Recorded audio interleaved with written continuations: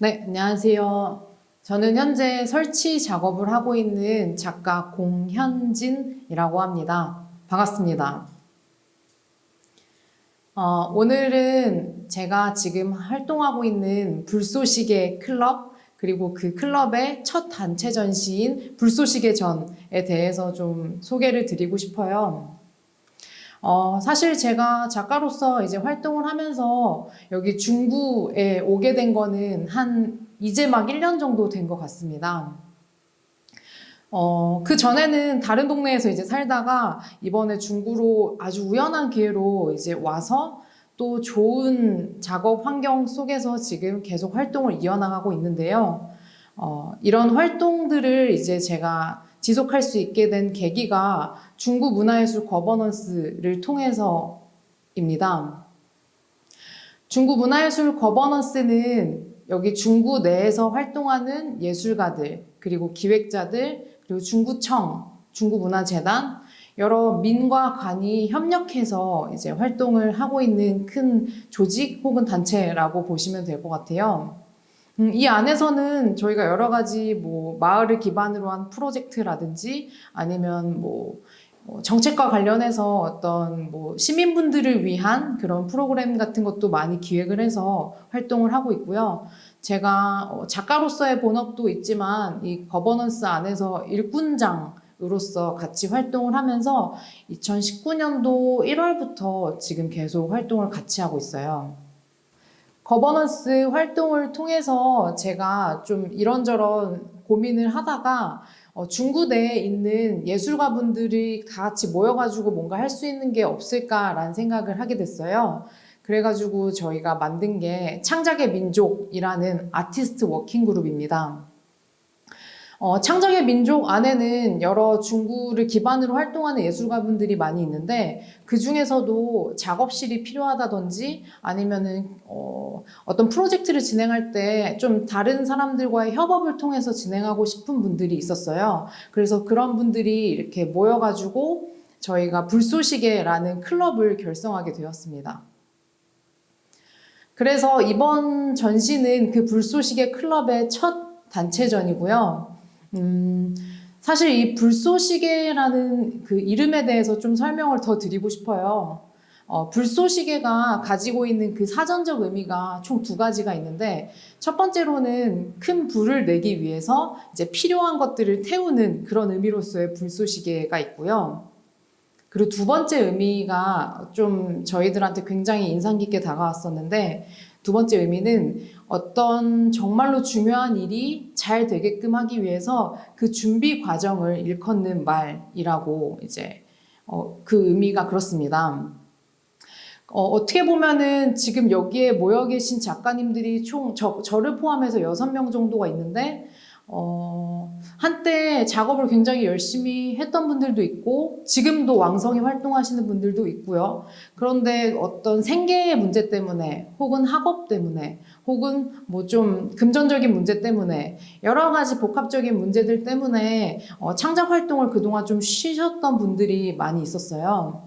그래서 그런 분들이 지금 이제 다시 우리 이렇게 모여가지고 창작의 어떤 혼을 불사질러 보자 이런 의미에서 저희가 불쏘시개라는 이름을 이제 붙인 거고요. 그런 의미에서 우리가 향후에 중구를 기반으로 계속 활동을 했을 때 더 큰 시너지가 날 수 있지 않겠는가라는 생각으로 더 긍정적으로 저희 향후의 모습들을 지금 계획을 짜고 있습니다. 네, 제가 이번 전시에서 이제 보여드리는 제 작업 타이틀은 창작의 기운 시리즈입니다. 창작의 기운 시리즈라고 하면은 되게 눈에 보이지 않는 무언가를 표현한 그런 작품이라고 상상을 해보시면 좋을 것 같아요. 제가 이런 작업을 하게 된 이유는 어떻게 보면 지금 현재를 살아가고 있는 사람들이 세상은 되게 발전하고, 그냥 내 일상생활도 너무나도 이제 발전하고 다 좋아지고 편해지고 있는데, 왜 우리는 뭔가 퇴화하고 있는 게 아닐까라는 생각이 들더라고요. 세상이 발전하면서 우리가 예전부터 썼던 어떤 감각들이라든지, 예를 들어서 뭐 손편지, 뭐 그림을 그리는 거, 혹은 뭐 수업 시간에 필기를 할 때조차도 이제는 펜과 연필 뭐 이런 것들을 사용하는 게 아니라 전자기기 매체들을 많이 사용을 하잖아요.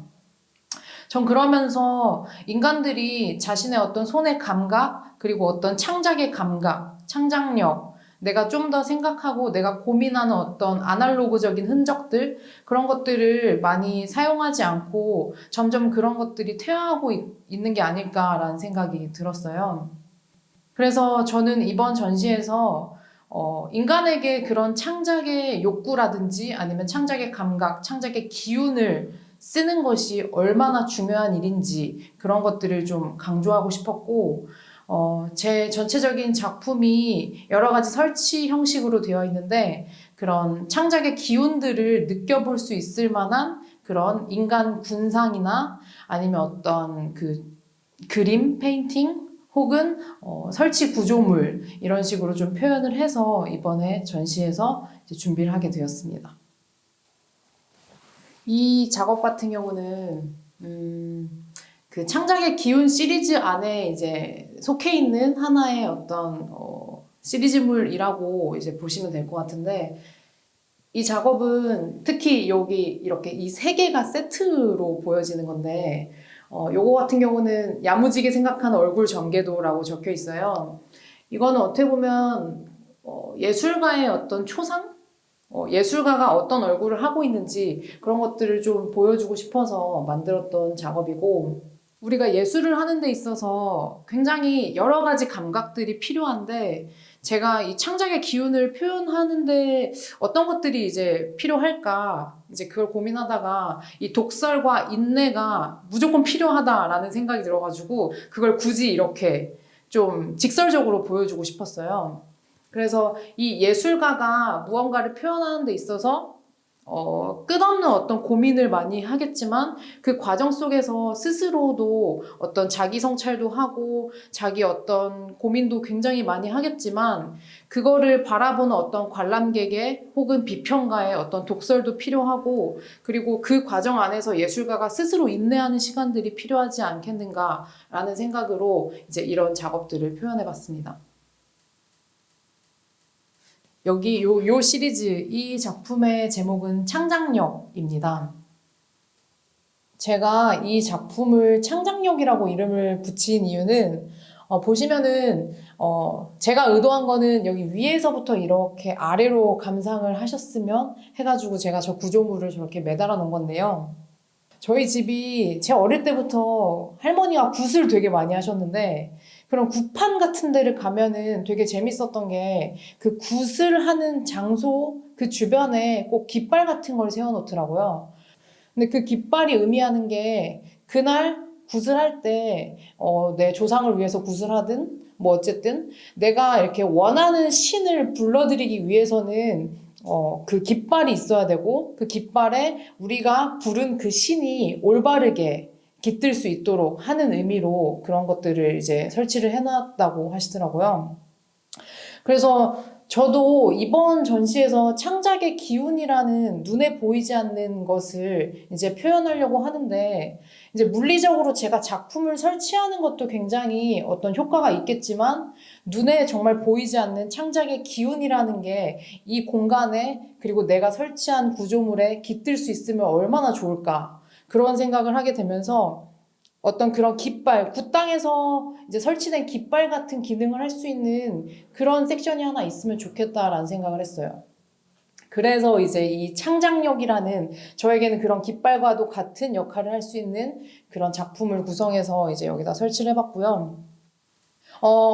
어쩌면은 모르겠어요. 눈에 정말로 보이지 않는 거기 때문에 이 창작의 기운이 이쪽으로 스며들어서 여기 제가 표현한 인간 군상한테 그 기운이 전달이 되지 않을까, 저는 그런 상상을 하면서 이 공간을 꾸며봤습니다.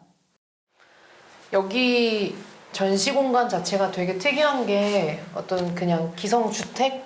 옛날 집을 이제 개조해서 전시장으로 꾸며놓은 것인데, 딱 보시면 아시다시피 화이트 큐브는 아니에요. 이 시멘트가 다 노출돼 있고, 제가 이 전시 장소를 선택한 이유는 여기 있는 수많은 방들 중에서 이 방이 가장 뭐랄까 좀 저한테 조형적으로 다가왔어요. 방 구조도 그렇고, 그리고 결코 방이 큰 방은 아닌데 위로 되게 높은 구조를 가지고 있어서 아, 여기를 내가 설치를 되게 재밌게 할 수 있겠다라는 그런 확신이 들더라고요. 그래서 사실 여기 딱 들어오는 입구에서 보면은 여기 벽으로 지금 가려져 있어가지고 이 위에 있는 구조물들은 처음에는 보이지가 않게 제가 의도를 해놨어요. 그래서 여기 딱 비로소 들어온 순간 이렇게 천장이 높다는 걸 이제 발견을 하게 되고, 그러면서 여기 위에 있는 뭔가 괴기한 이런 형상들을 발견할 수 있는 구도로 제가 연출을 했거든요. 그거는 약간 반전의 효과를 주고 싶어서 그렇게 의도를 했던 거고요. 여기는 창작의 기운 시리즈예요. 제 작품의 어떤 메인 공간이라고 할 수 있고요. 보시면은 딱 느낌이 아, 병풍 같다라는 느낌을 받으실 것 같아요. 뭔가 제가 이제 작업을 할 때 이 공간의 사진을 그냥 찍어놓고 그걸 계속 작업을 하는 중간중간에 공간을 계속 봤어요. 이렇게 병풍틱한데 병풍은 아닌 그런 뭔가 애매한 그런 구조물이 하나 있었으면 하는 마음이 들더라고요. 그래서 산의 느낌이 이렇게 날 수 있는 그런 그림을 좀 제가 그려서 이제 저 뒤쪽에다 좀 설치를 해봤고, 그 앞에는 제가 이 작업을 하기 전부터 계속 그 조그만한 인형 피규어들을 계속 만들고 있었는데, 요 작업들은 어떻게 보면 제 어떤 감정의 덩어리들을 형상화한 거라고 보시면 될 것 같아요. 여기 빨간색으로 이렇게 있는 이 군상이 어떻게 보면 저를 형상화한 그런 모습이라고 생각하시면 되고, 그 주변에 양옆으로 동물의 형상이 있어요. 동물은 어떤 신화적인 존재에서, 그러니까 신화 속에서 볼 수 있는 어떤 상상의 동물 같은 느낌으로 제가 연출을 했고, 저를 지켜주는 수호신이라고 저는 생각을 했어요. 주변에는 창작의 기운 안에서 여러 가지 창작을 할 때 이렇게 발현되는 것들, 그런 감각의 어떤 덩어리들, 감정 덩어리들, 그런 것들을 형상화한 거고요. 이거는 직접 눈으로 보셔야 돼요. 약간 착시 현상 같은 게 느껴지거든요. 눈 위에 눈이 또 하나 있는 게 굉장히 오묘한 느낌이 들어요. 창작을 할 때는 약간 제3의 감각이 필요하다는 거를 저는 여기에다 투영을 하고 싶었던 것 같아요. 요 앞에는 이게 조금 다른 것들과는 다르게 단이 되게 낮아요. 그리고 뭔가 제 앞에 이렇게 좀 상징적으로 놓여져 있는 게 보이실 거예요. 이런 재단처럼 꾸며놓은 데에 제가 꼭 필요한 어떤 재물을 바치는 느낌으로 제가 여기다 한번 연출을 해봤고요. 그래서 전체적으로 보시면은 굿당 같다라는 말씀도 많이 하시고, 그리고 또 한편으로는 이제 제가 약간 그 영감을 받았던 게, 저 인형 작업을 할 때 영감 받은 게 그 한국의 꼭두 인형이라고 있어요. 죽은 사람들이 이제 상여가 나갈 때 그 상여를 이렇게 꾸며주는 그런 장식품들이었거든요. 꼭두 인형은 조금 우리가 친근한 소재로 이제 돌려서 말을 하면 약간 천사 같은 개념이에요. 우리나라 꼭두 인형을 보면은 굉장히 화려하고, 그리고 뭔가 그 색깔이 그렇게 막 다채로운 색을 쓴 건 아니지만 그 단순한 속에서도 뭔가 화려하고, 그리고 그 죽은 사람을 위해서 뭔가를 이렇게 빌어주고자 하는 그런 이야기들이 되게 재밌게 느껴지더라고요. 그래서 저도 나만의 꼭두 인형을 한번 만들어보자, 그리고 창작의 기운을 잃어가는 동시대 사람들한테 그 기운을 좀 불어넣어 줄 수 있는 그런 재밌는 인형들을 한번 보여주자 라는 생각으로 이제 이런 작업을 하게 됐습니다.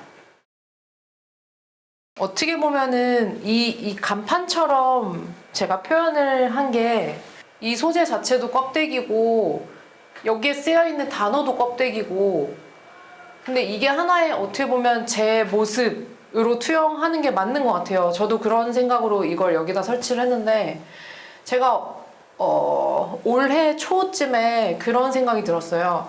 나라는 사람이 정말 껍데기 같다. 속 안에 아무것도 든 게 없고 그냥 텅텅 비고 내가 여태까지 뭘 하면서 살았던 걸까? 이런 그 인생에 되게 큰 회의감이 왔어요, 한번. 그래서 제 스스로가 껍데기라는 생각이 들면서부터 제가 굉장히 말을 잘하고 글을 잘 쓰고 전 그런 사람이라고 생각을 했는데 어느 순간부터 제가 하는 모든 것들이 다 개소리가 아닐까라는 생각이 들더라고요. 그래서 이 껍데기의 개소리라는 그 말 자체는 저한테 하는 말로 저는 생각을 하면서 썼어요.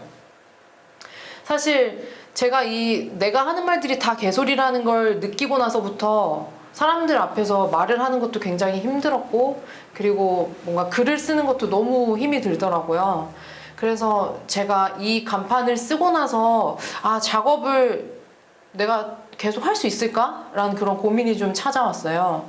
그래서 좀 며칠 동안 계속 작업실에 못 나가다가 이제 요거의 연작처럼 또 다른 작업을 이제 다시 시작을 하면서 그 어떤 내 마음속의 응어리들이 조금씩 풀리기 시작했거든요. 그게 바로 저쪽에 있는 이제 껍데기의 개소리 반성문 시리즈입니다.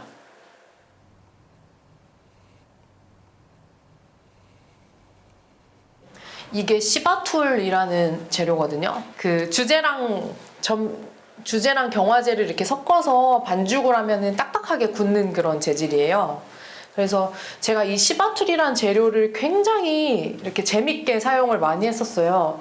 왜냐면 제가 성격이 되게 급한데 이 점토는 이렇게 바로 주물럭주물럭 해서 붙이고 나면은 한두 시간 있으면 금방 굳어버리거든요.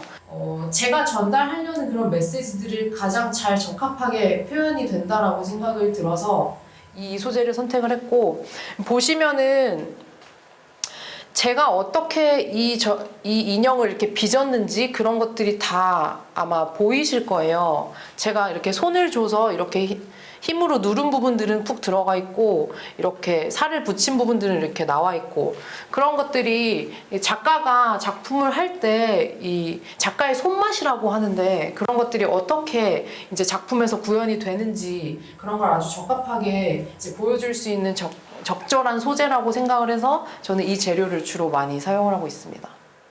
여러 가지 재료들을 한번 많이 써봤었어요. 처음에는 돌도 깎아봤고, 그리고 나무도 깎아봤고, 그리고 뭐 스티로폼 이런 것도 많이 써보고 했는데,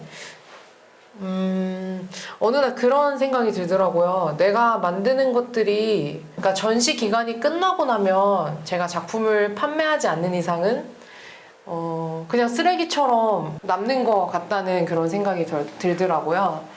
그래서 이번에 전시할 때는 물론 이제 뭐 다른 재질로 이렇게 점토 재질로 빚거나 이런 것도 많이 있긴 하지만 조금 환경에 피해가 가지 않는 그런 소재로 좀 작업을 하고 싶다라는 생각이 들었어요.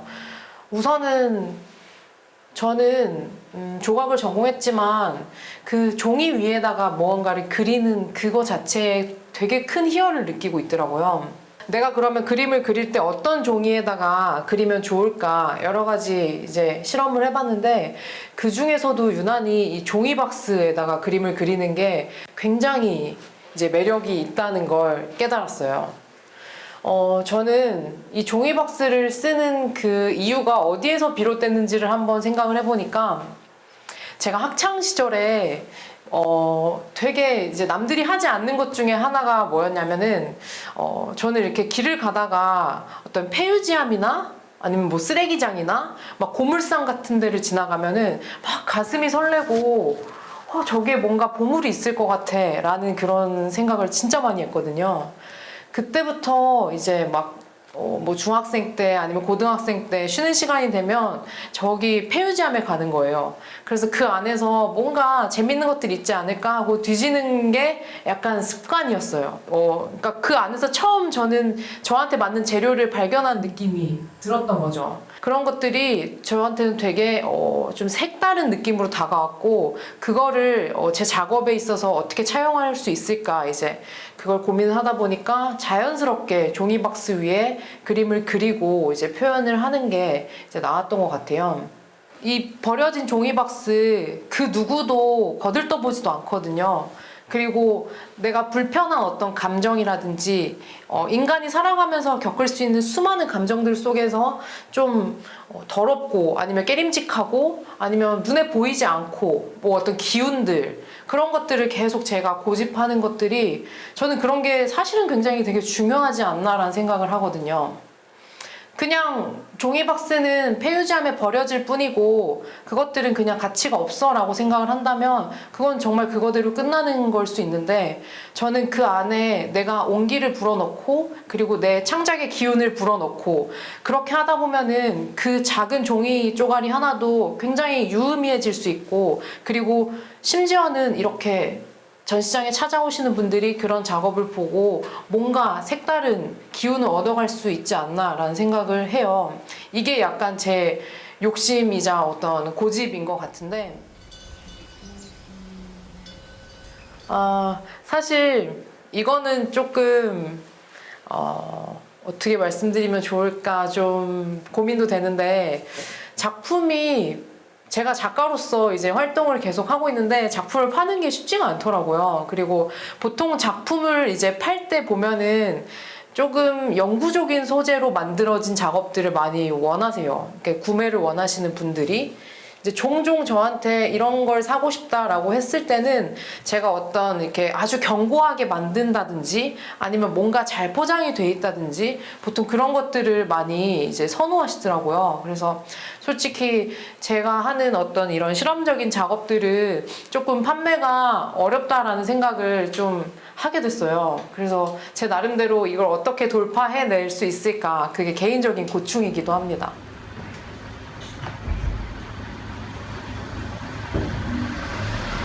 자신감이 좀 회복되는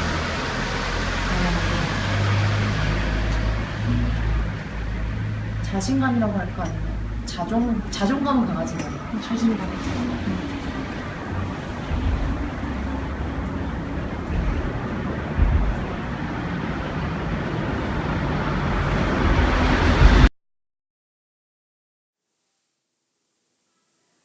사실 제가 그 작가로서 어떻게 이제 마음을 먹게 됐는지 내가 해야 할 일은 작업이다 라고 마음 먹게 된 계기가 있었어요. 그 계기가 2015년인가 16년쯤에 제 개인전을 하면서부터였는데요.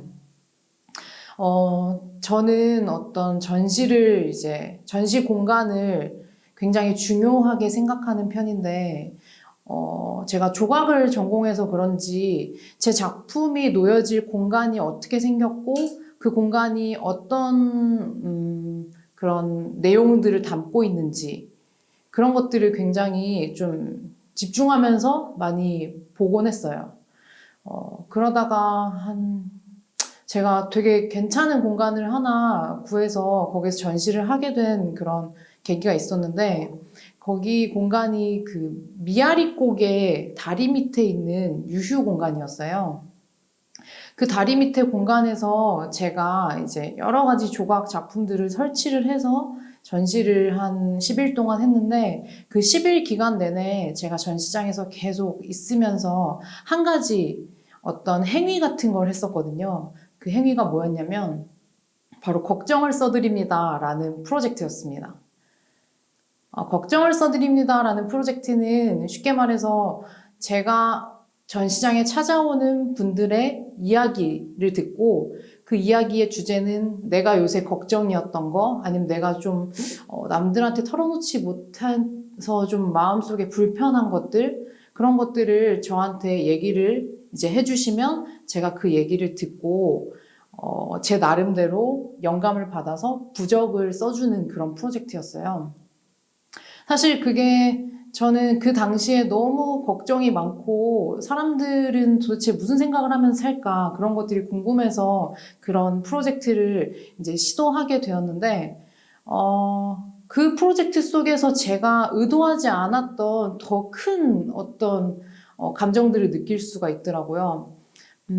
하나의 계기가 뭐였냐면 제가 여느 날과 같이 똑같이 전시장의 문을 열고 걱정을 써드립니다 라는 프로젝트를 그날도 실행을 하고 있었는데 어떤 일반 관람객 그러니까 전시를 볼 준비가 되지 않은 정말 일반 그 아주머니 한 분이 이제 전시장에 우연히 들어오시게 되면서 그분이 했던 이야기들이 저한테 엄청 큰 울림이 있었거든요.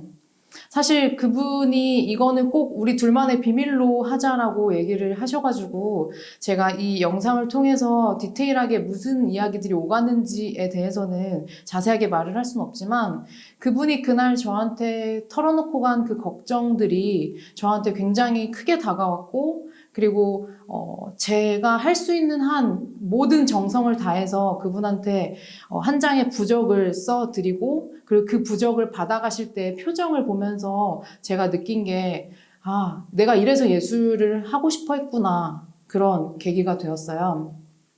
사실 그날 그 아주머니가 이제 가시고 나서 제가 전시장 문을 닫기 바로 직전에 그 아주머니가 다시 전시장에 이렇게 헐레벌떡 뛰어오시는 걸 제가 발견했어요.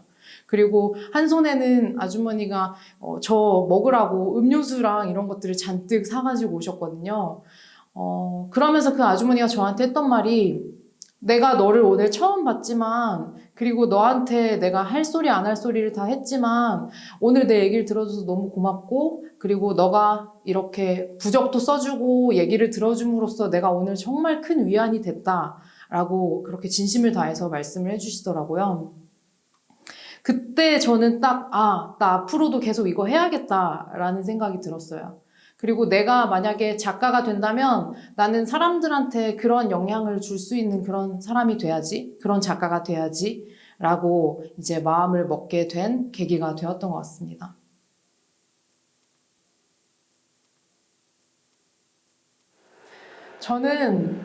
전 진짜 이런 말 들을지 모르겠지만 전 제가 되게 고독한 예술가인 줄 알았어요.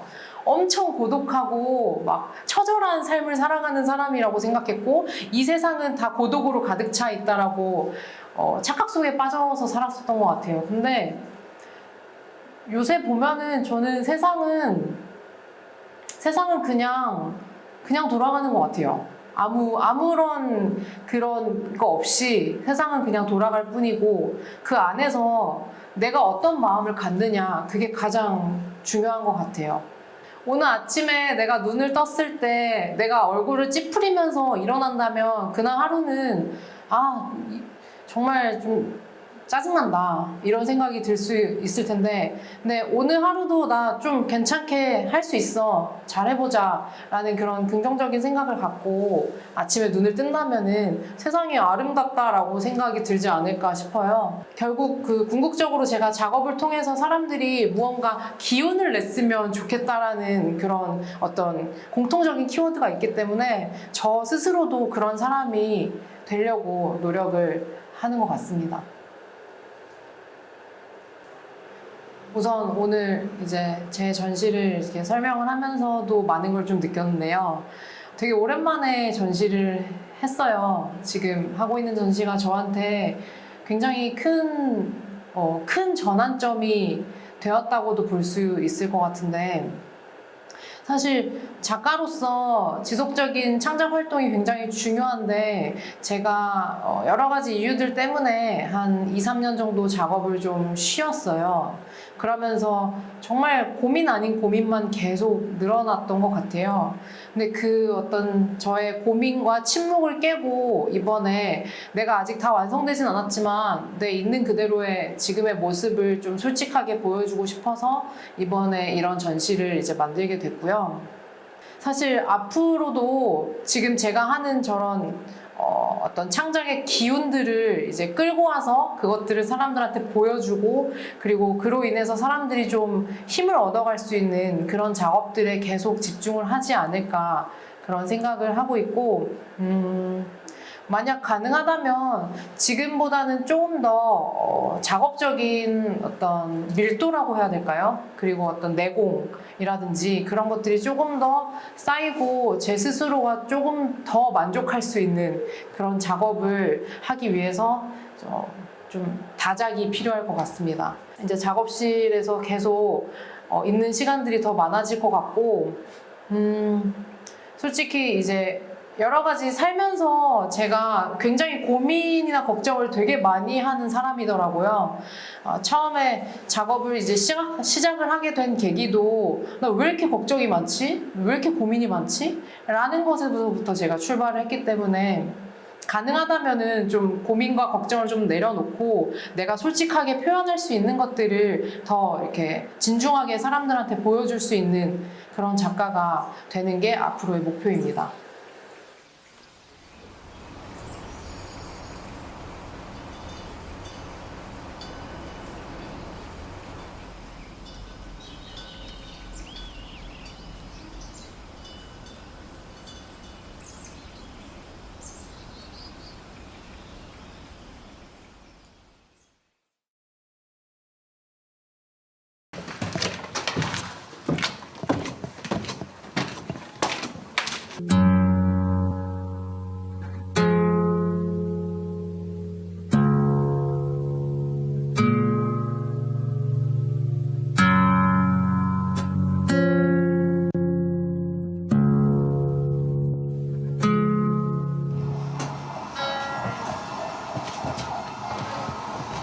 근데 이런 방 같은 경우는 너무 조그매서 제가 듣기로는 정말 매트리스 하나만 딱 들어 있었다 그러더라고요.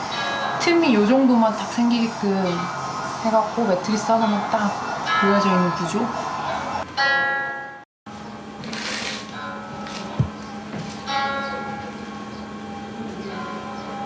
이게 하나의 그 캔버스 같은 생각이 들더라고요. 옆에 방은 이렇게 프레임도 있어서 여기 계셨던 분이 누군지 모르겠지만 이렇게 하면서 자주 여기 밖을 보지 않았을까 그런 생각이 들어요.